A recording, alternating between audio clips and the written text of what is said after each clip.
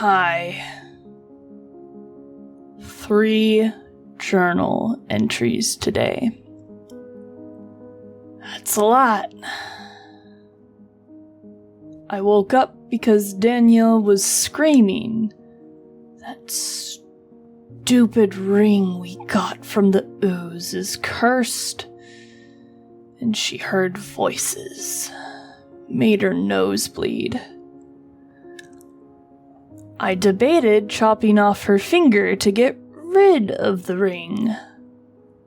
Plan B if we can't figure this out tomorrow. Stupid ring. Well, since I'm up and writing, might as well write till I fall asleep again.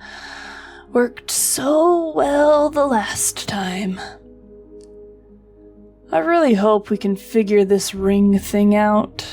I joke when I say I'd chop off her finger, but if it really comes down to it...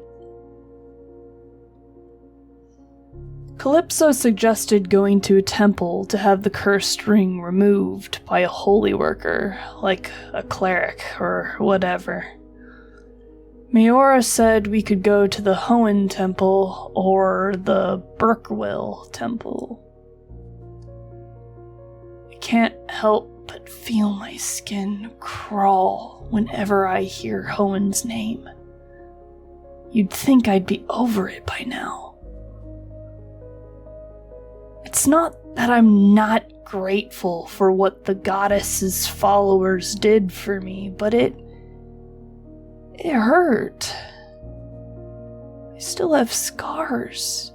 I have nightmares about what would have happened if Narcissa Kesselring hadn't helped me escape. I met some Hin missionaries today. Defended them. After we fought the ooze, we walked by a crowd of yelling people. They were all mad at the Hin missionaries. I don't know their history, but I do know the Hin don't really like people who use magic or worship other deities other than their own. That probably had something to do with the angry mob. Still, they were yelling at them while the missionaries were working in a soup kitchen. A soup kitchen. As in a place where poor people go to get food who can't get food themselves. I saw some kids there. I don't know if they were just looking at the chaos or if they were hungry. But no one was getting in or out of that place. I snapped a little when I saw the kids. I had to say something. I couldn't just not let people get food from there. I know what it's like to be scared and not know where your next meal is coming from. That mob had no right to make a scene of just 2 people working there. One of the members of the crowd, a man with black hair, came up and challenged me for sticking up for the Hin missionaries. Told me that they had a lot of problems with the Hin, and that the missionaries were refusing service to a few of his hungry people.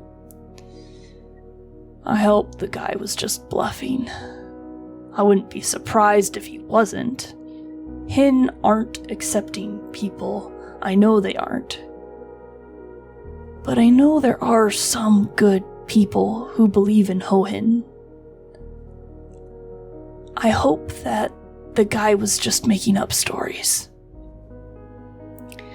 Even if he wasn't, it wasn't like the missionaries were refusing service to everybody. That mob was making it so no one got to eat, where at least the missionaries made sure some were fed. Even some good is still good, obvious problems aside. A mob was not a good way to fix anything. I told him as much. Well, I think I did. I hope I did. Everything was red, angry mess in my head. Danielle cut in before it escalated any further with the guy. I don't think I would have hit him. I might have. It was tempting. But I'm smart enough to know he was bigger and stronger than me in a fist fight. It might have been satisfying to turn into a bunch of bugs, though, and make him crap his pants, crawl up his nose and into his ears just to hear him scream like a little girl. That'd been funny. But that's not what happened, sadly. Daniel told him I wasn't from around here, and didn't know what I was talking about when it came to problems going on between the Hin and whoever the group was supposed to be. I don't know what they were called. I wasn't paying much attention. So, I guess I still don't know what I'm talking about. It hurt a little bit that she didn't think I knew what I was doing. I knew what I was doing. I somewhat hated what I was doing because I know the Hin and what they do. Those people have personally hurt me, physically and mentally, more than I can explain. But they're not the worst things out there. And they're people too. I guess I was alone in thinking that, though.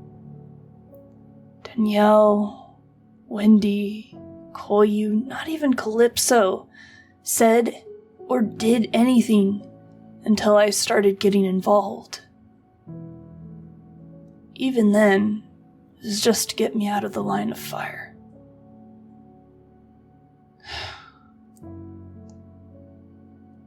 I don't blame them. It's sticky business dealing with religion and hurt people. I don't doubt those people had been hurt and had been hurt bad. But I don't want to stand on the sidelines while hurt people make more hurt people. I've already done enough of that. After Danielle de-escalated things, the man called her a little girl and me a freak. I'll admit, that made me a bit angrier than it should have. I wonder what would have happened if I told him he was acting like the Hin in that very moment. Would have been fun dodging the fist he'd thrown my way.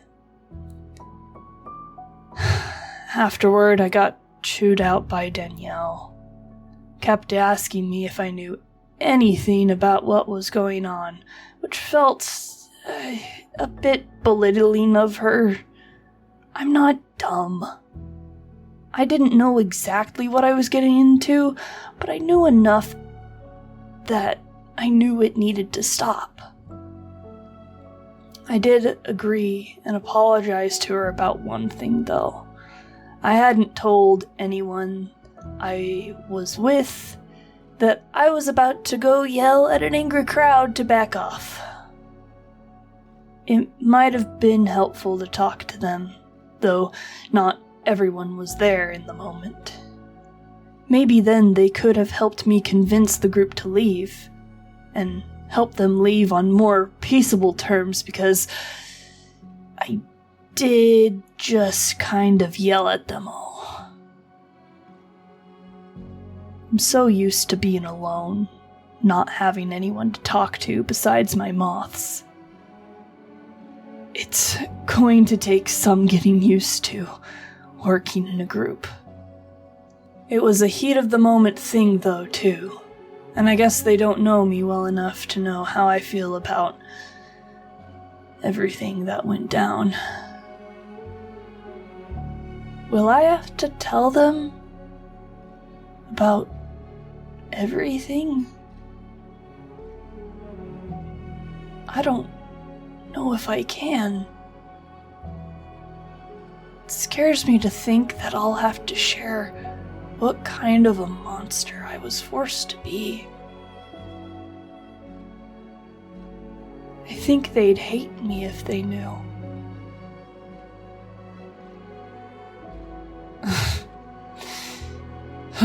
Well, first defending the hen, then getting poisoned, then waking to a screaming girl, and now depressing late-night thoughts. I must be freaking tired. This is the last time I'll write tonight, I swear it. Good night.